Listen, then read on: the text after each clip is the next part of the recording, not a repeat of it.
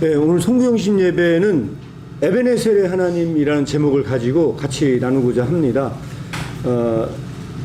사무엘상 7장 12절 다 같이 합독해서 읽도록 하겠습니다. 사무엘이 돌을 취하여 미스바와 센 사이에 세워 가로되 여호와께서 여기까지 우리를 도우셨다 하고 그 이름을 에베네셀이라 하니라. 자, 중요한 퀴즈 하나 내도록 하겠습니다. 에베네셀이 뜻이 뭔지 아시는 분 있어요? 에덴 동산. 네? 뭐라고요? 에덴 동산. 에덴 동산 아니에요. 자, 에베네셀이 뜻이 뭔지 아시는 분? 네. 에베네셀이요, 뜻이 뭐냐면요, 도움의 돌이란 뜻이래요. 도움의 돌. 그래서 여호와께서 여기서 도우셨다고 해놓고서 사무엘이 돌을 취해서 거기다가 쌓았나 봐요. 자, 그래서 오늘 제가 이 이야기를 더 진행을 하기 전에 전 여러분들 이야기를 듣고 싶어서 사실 이렇게 만들었습니다.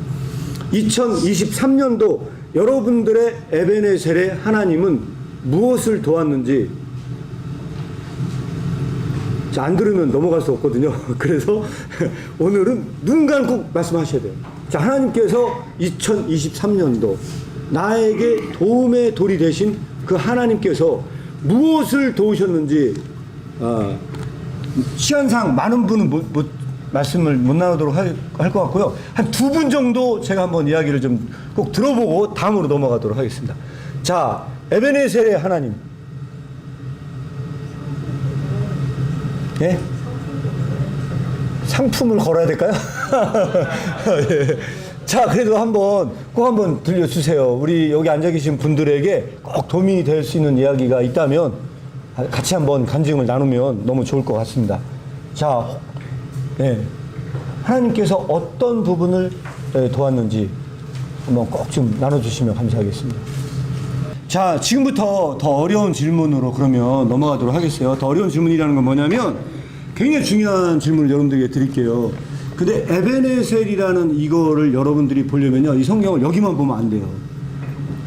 사무엘상 4장을 보면요, 사무엘상 4장을 보면 에베네셀이 또 나와요.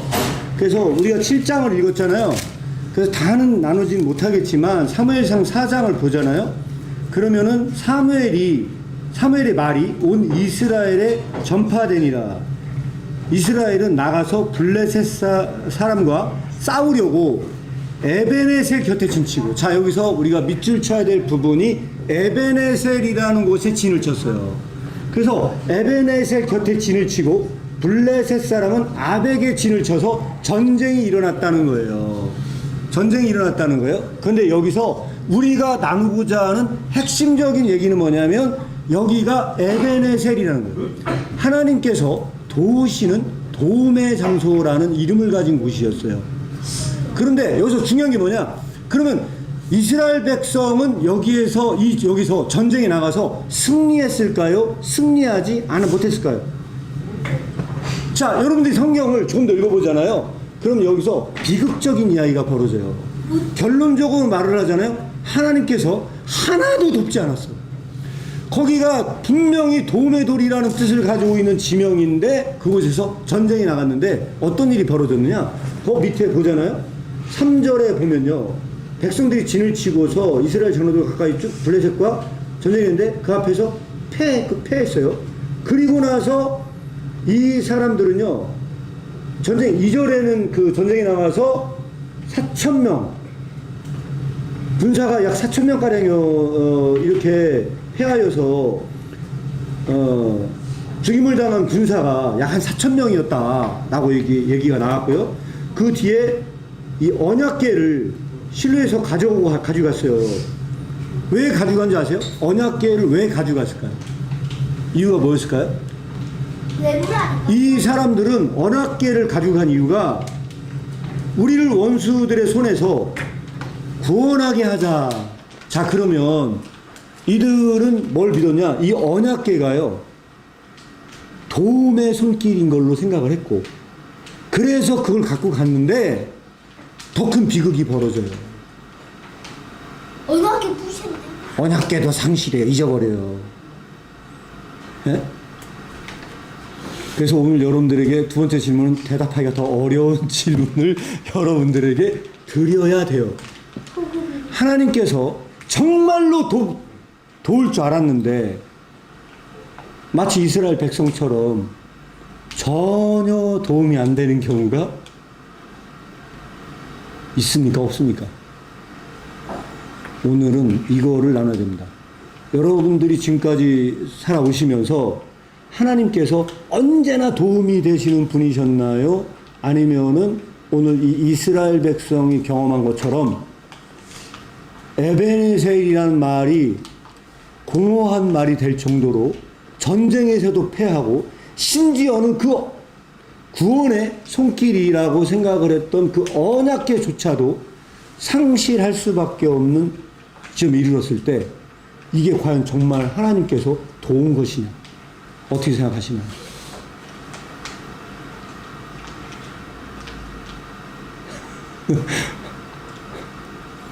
혹시 말씀하실 수 있는 분 있어요? 그리고 우리의 삶에서는 어떨까요? 이건 정말로 하나님께서 도우실 거야 라고 생각한 것이 맥없이 주저앉고 아무런 도움이 되지 않는 것처럼 보이는 일이 2023년도에 혹시 벌어진 건 아니지. 혹시 그런 예가 있는지 우린 그걸 나누고 싶은 겁니다. 예. 그래서 이거는 대답하기가 더 어렵습니다. 예, 아유, 목사님 너무나 좋은 말씀 감사드립니다. 목사님 얘기를 요약을 하자면 어떤 것처럼 저는 느껴졌냐면요. 하나님을 섬기지만 그 하나님이 우상이 되는 경우를 말씀하시는 것 같아요. 우리의 신앙이 정말로 하나님을 믿는 게 아니고 진짜 부적신앙 같은 그런 문제점이 있을 것 같다는 그런 생각이 듭니다. 혹시 개인의 어떤 그런 경험이 혹시 있으신 분 있으세요? 이런 부분에 대해서? 네? 진짜 하나님은 이때는 정말 도울 줄 알았는데 내가 이게 잘못 생각했거나 그런 경우는 있진 않은지 어떠신지. 너무 발표해 주셔서 너무 감사드린데 제 개인적인 생각에는요.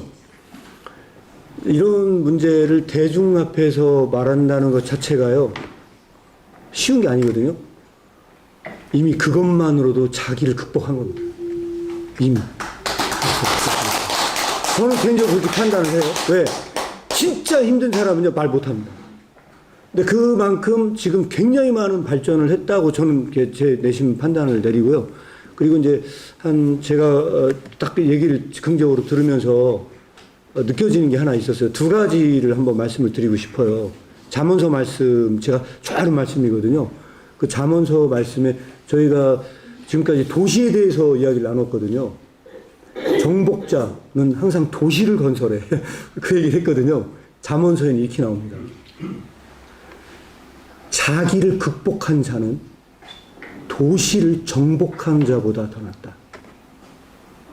성경은요, 도시 정복 별로 중요한 게 아니야. 이 세상에서 가장 중요한 건 나를 극복하는 거야. 이게 성경의 말씀이에요. 그런데 무릇 나를 정복하고자 하는 자는요, 가장 먼저 뭐부터 시작하느냐? 내일의 염려를 제거하는 일로부터 시작해요. 그래서 이거에 꼭 승리하는 형제님이 됐으면 하고요. 이게 첫 번째 말씀이고요. 두 번째는 기독교는요, 이타적인 사랑이라고 말한 건 반쪽짜리예요. 기독교는 뭐라고 얘기를 하냐면 내 이웃을 내 몸처럼 사랑하라고 얘기를 했어요. 그 얘기는 무슨 얘기냐면 나를 사랑하지 못하는 사람은 이웃도 사랑할 수 없다는 이야기예요. 왜? 이웃은 내가 나를 사랑한 것만큼 사랑할 수 있다는 뜻이에요. 따라서 기독교는 더 엄밀하게 말을 하면 나를 가장 잘 사랑할 수 있는 방법을 가르치는 거예요. 그래서 기독교 안에서 정말 내가 얼마나 사랑받을 만한 존재인지를 이 시간을 통해서 더 깊이 깨닫는 그런 시간 됐으면 좋겠고요. 2024년에는 그런 길이 확 좀 열렸으면 좋겠습니다. 네. 네, 너무너무 감사드립니다. 그래서 오늘 제가 오늘 여러분들에게 말씀드린 이 주제는요, 사실은 말씀을 드리려면 굉장히 중요한 주제라고 생각을 해요. 오늘 그래서 제가 특별히 이 주제를 다뤘는데, 그래서 에베네셀의 하나님은요, 우리가 생각하는 방식으로 도움이 오지 않는다. 그거는 다르다는 거예요. 그래서 오늘 본문을 집에 가셔서 한번 보세요. 보시면 되게 아이러니한 일이 벌어져요. 무슨 일이 벌어지느냐?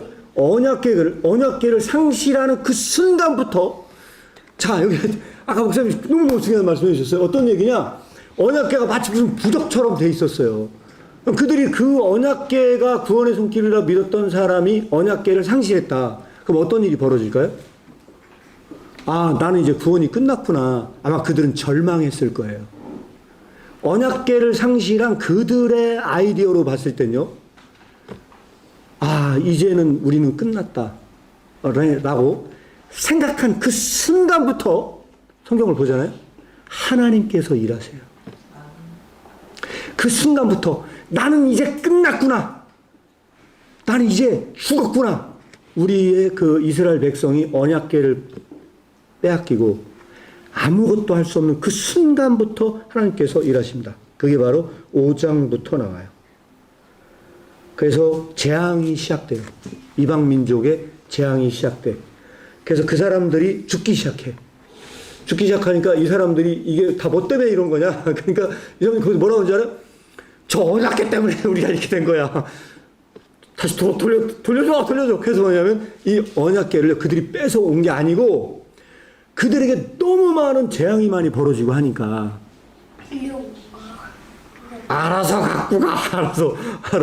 이게 그 이야기예요. 그래서 6장에 보면요, 이 궤가 블레셋 지방에 있다가 7달 지나서 이게 와요.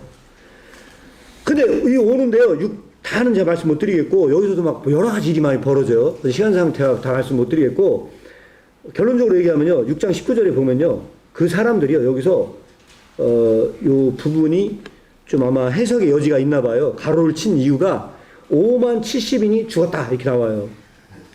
그러니까 이걸 옮겨가는 과정에서도 많은 사람이 죽고 그 전에서도 많이 죽어요. 그러니까 이 사람들이 막 너무 두려우니까 이거를 다시 갖다 도로 돌려줘요. 그리고 나서 기란 여아림에 있는 아비나답이라는 사람의 집에 여호와의 궤가 와요. 그리고 여기에 보면요, 7장 2절에 보면은 이 궤가 20년 동안 거기 있었다 이렇게 나와요. 퀴즈. 자, 이 퀴즈요. 언약궤 얘기는 여기서 끝나는 게 아니에요. 언약궤 이야기는 어디까지 가냐? 다윗왕까지 가요. 네, 다윗왕까지 이야기가 가요. 그럼 이 얘기 무슨 얘기냐? 사울 왕은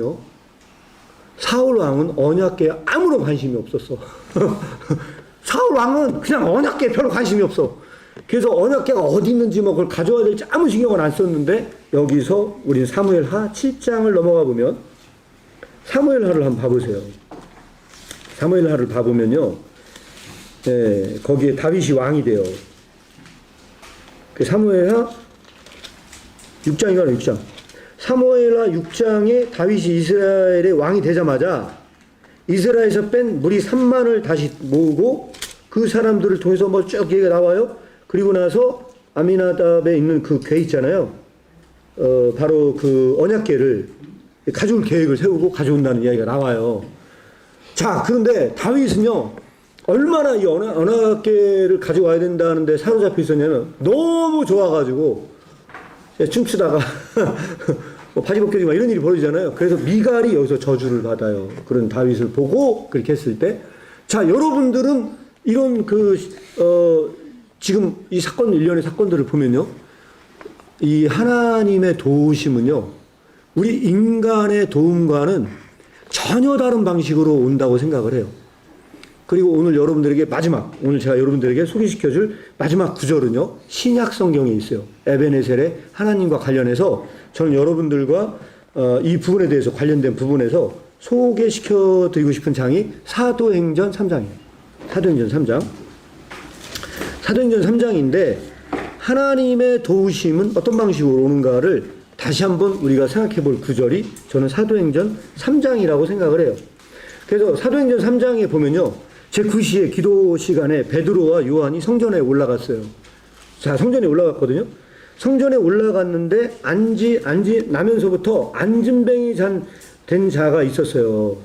나면서부터 걷지 못해서 안진뱅이 된 사람이 어디에 앉아 있어요? 예, 그 사람이 구걸을 해요. 구걸을 하면서 날마다 성전 미문에서 그가 좀 먹고 싶어가지고 구걸을 해요. 구걸을 해요. 자, 그러면 여러분이 만약에 이 사람이었다고 생각을 해보세요. 여러분들이 여기에 나면서부터 안진뱅이였고 먹을 게 없어서 달마다 가서 구걸을 하는 사람이었다고 생각을 해보세요. 그리고 거기에 베드로와 요한이 성전에서 그 구걸하는 모습을 봤어. 구걸하는 모습을 봤어요. 그러면 여러분들이 사도가 아니고 구걸하는 사람이었다고 생각해 보세요. 여러분들은 하나님 앞에 뭘 도와달라고, 어떤 에베네셀에 하나님을 구했을 것 같아요. 여러분 생각에 여러분들은 하나님께 어떤 도움을 구했을 거라고 생각하세요? 네? 네? 먹을, 지금 현종기가 얘기를 했거든요. 그는 먹을 게 없어서 왜 안진뱅이 할 일이 없다 보니까 날마다 하는 일은 거기서 구걸하는 일을 했을 거예요. 그러면 그는 그의 IQ로, 그의 생각으로 그가 구할 수 있는 최대치는 뭐냐? 오늘도 음식이 떨어질 수 있도록 도움의 손길을 구했을 거예요.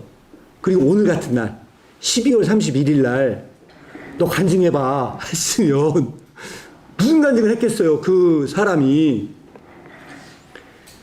1년 동안 굶어 죽지 않게 하나님께서 먹이시고 입혀주셨다 하고 감사했을 거예요.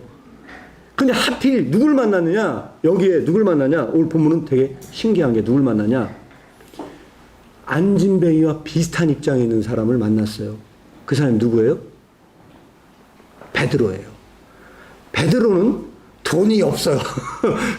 중요한 뭐냐면 그러니까 고지섭이 베드로는 돈이 없었어요. 그러니까 이걸 몰라. 근데 중요한 건 얘가 잘못 구한 거예요. 돈 있는 사람한테 구했어야 되는데 베드로는 돈이 없어요. 그 돈이 없는 사람한테 돈 달라고 구한 거야. 그랬더니 오늘 여기 본 말씀 6절에 보니까 뭐라고 얘기 나와요? 베드로가 가로되 은과 금은 내게 없다. 난 가진 게 없다. 가진 게 없다. 그래서 뭘 하냐? 내게 있는 것으로 내게 준다. 난 돈은 없다. 네가 구하는 그 돈은 나한테는 없다. 네가 그토록 원했던 거, 세속적인 세계에서 사람들이 원하는 돈, 그건 내게 없어. 뭐라고 얘기를 해요? 그리스도의 이름으로 일어나 걸으라 그랬어요. 제 개인의 표현이에요. 제 개인의 표현은 뭐냐? 안진뱅이는 나면서부터 걷지 못했어요. 그는 걷는다는 것은 상상도 할 수 없는 일이었어. 그래서 그는 날마다 구한 게 먹고 살 수 있는 거를 구했어요. 그러나 에베네셀의 하나님은 절대로 그가 구하는 것을 그날 주지 않았어요. 뭘 줬느냐? 단 한 번도 그의 생각으로는 일어날 수 없는 일, 그의 생각으로 단 한 번도 계획하지 않은 일, 일어나 걸으라. 일어나 걸으라 그랬어요. 그랬더니 그가 걸었어요. 퀴즈입니다.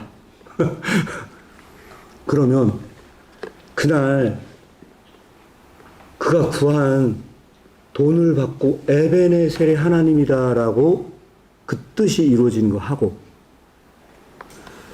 그날 걷는 거 하고 어느 것이 더 큰 선물일까요? 여러분 이게 비교 가능하다고 생각하세요? 저는 이게 오늘날 에베네셀의 하나님이 우리에게 역사하는 방식이라고 생각을 합니다. 바로 이것이. 그래서 단 한 번도 계획하지 않은 일들이 일어날 수 있어요. 이 길을 갈 수 있는 방법은 딱 한 가지밖에 없습니다. 그 하나님이 나에게 절대로 망하는 길을 추천하지 않는다는 믿음. 내가 아무리 비극적으로 보이는 순간에서, 그래서 내가 구한 그 사람은 나처럼 돈이 한 푼도 없는 사람이었다는 것. 그러나 그 사람을 통해서 일어나는 기적이 일어난다는 것. 이게 바로 저는 우리가 생각해 봐야 될 부분이지 않나 라고 저는 생각을 합니다. 여러분들의 삶은 그동안에 어떤 일이 있으셨는지요? 저는 사실 이게 저의 간증이기도 합니다. 가장 절망적인 상황에서 하나님께서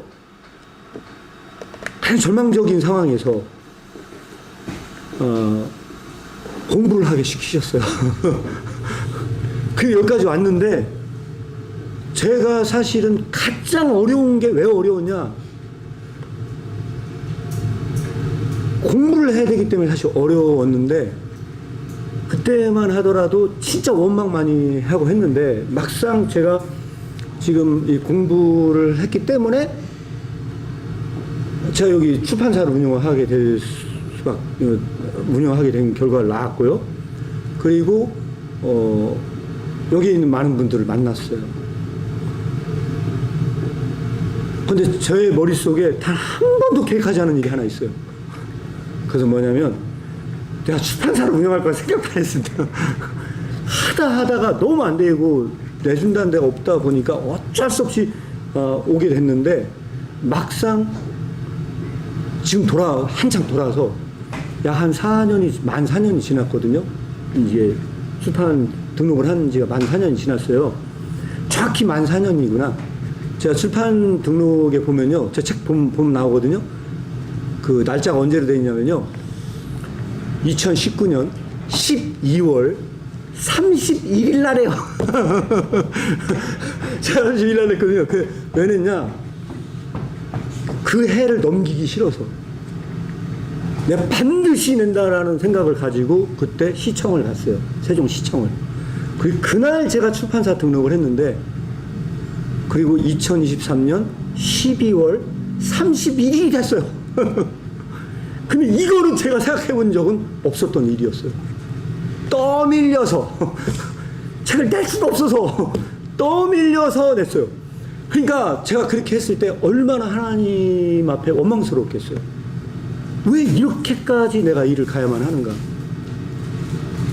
그러나 그게 지금의 이 자리를 만들었습니다. 그래서 여기 앉아 계신 분들이 신앙의 눈으로 보면 한참 돌아보면요, 내가 미숙했구나. 주님, 제가 조금 더 신뢰하지 못했습니다. 제가 그런 고백을 할 수밖에 없는 상황이었습니다. 그래서 오늘 여기까지 제가 한번 여러분들에게 말씀을 나눴고요. 지금 11시 47분입니다. 제가 먼저 여러분들에게 나눴어요. 혹시 여러분들의 삶 가운데서는 그동안 이 에베네셀의 하나님은 어떤 식으로 오셨는지요? 아까 처음에 있었던 그 에베네셀의 하나님은 항상 나를 돕는 분이셨던 것처럼 보였어요.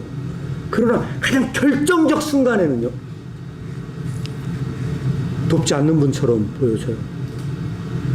그래서 예전에 굉장히 예전에 저 고등학교 대학생 다닐 때 아주 유명했던, 많이 사람들이 써먹었던 것이 그 모래 위의 발자국이 예화였어요. 그래서 그 모래 위의 발자국이 그 평상시에 갔더니 진짜 에베네셀처럼 보여요. 그래가지고서 발자국이 2개가 있었거든요. 그런데 내가 진짜 힘들고 어려울 때, 그때만큼은 발자국이 하나인 거야. 그래서 하나님께 원망을 한 거야. 내가 진짜 힘들고 어려울 때는 왜 안 계셨냐고 하고 불평을 하니까 하늘에서 음성이 들려왔다는 이야기 다 아시죠? 내가 너를 안고 갔단다. 그 발자국은 네 것이 아니고 그것은 내 거였어. 착각하지 마. 라는 거였거든요. 그 이야기가 오늘 본문의 이야기예요. 그들은 그 언약궤를 빼앗기고 모든 것을 상실했다고 생각할 때 주님은 어디 계십니까? 하고 하나님의 부재를 경험했을 때 하나님께서는 홀로 그 언약궤와 함께 이방 땅에서 홀로 일을 하셨어요. 홀로. 하나님께서 홀로 일을 하셨어요. 그들이 원망할 때 전 이 모습을 보면서 원망했던 전 자신을 생각했어요. 내가 얼마나 그 길을 갈 때 하나님을 원망했는지. 그냥 돌이켜보고 나니까 야, 하나님께서 지금 이 모습을 만들려고 나를 그렇게 모르셨구나 라는 거를 저는 생각을 하게 된 겁니다. 제가 그걸 어떻게 알 수 있겠습니까? 그래서 돌아보고 나니까, 그때는 몰랐으니까 돌아보고 나니까 그렇더라는 거예요. 그래서 제가 올해 안 좋은 일이 생겼을 때 해석하는 방식이 좀 달라졌어요. 분명 하나님께서 또 다른 계획이 있으실 거야. 그런 생각을 갖고 갑니다. 이게 저는요, 믿음의 용기라고 생각해요. 아무리 안 좋은 일이 생겨도요, 하나님께서 분명 내가 알지 못하는 전혀 다른 계획을 갖고 있기 때문에 일하실 거야. 제가 말을 너무 많이 했습니다. 남은 시간 여러분들에게 오늘 질문을 드리도록 하겠습니다. 4페이지에 보면 그래서 제가 에베네셀의 하나님이 아니라는 생각이 들 때가 있다는 거예요. 아, 하나님이 나를 도우실 거라고 생각을 했는데, 야, 이거 진짜 돕지 않는다고 생각이 들 때. 그리고 제가 일어나 걸으라 이 말씀을 여기다 넣습니다. 여러분들에게 일어나 걸으라 라고 했던 그 하나님을 경험한 적이 있었는지, 저는 그것을 여러분들에게 한번 여쭙고 있는 거고요. 마지막으로 그때 하나님께서 여러분들에게 주신 기대치 않는 선물은 있는지, 이거를 우리가 짧은 시간이나마 나누고 마무리하도록 하겠습니다. 그러면 2023년 12월 31일 마지막에는 가는 거고요. 난 가기 전에 꼭 얘기할 거야 하는 분들 있으면요, 지금 빨리 얘기하세요. 나중에 와서 후회하지 마시고요. 지금 한번 하나님께서 나를 이렇게 일으켜 주셨어. 이건 기대치 않은 선물이야. 저는 할 말이 많지만 여러분들에게 기회를 드리고자 말씀을 드리도록 하겠고요.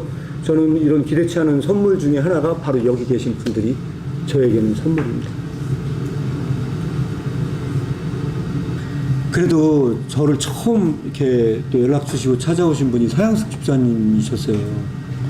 너무 감사드리고, 제가 올해 가기 전에 꼭 제가 사실은 드리고 싶은 말씀이 사실 있는데, 매번 사실 예배 때마다 너무너무 감사드리는 게, 음식을 하는 게 너무 사실 어렵습니다.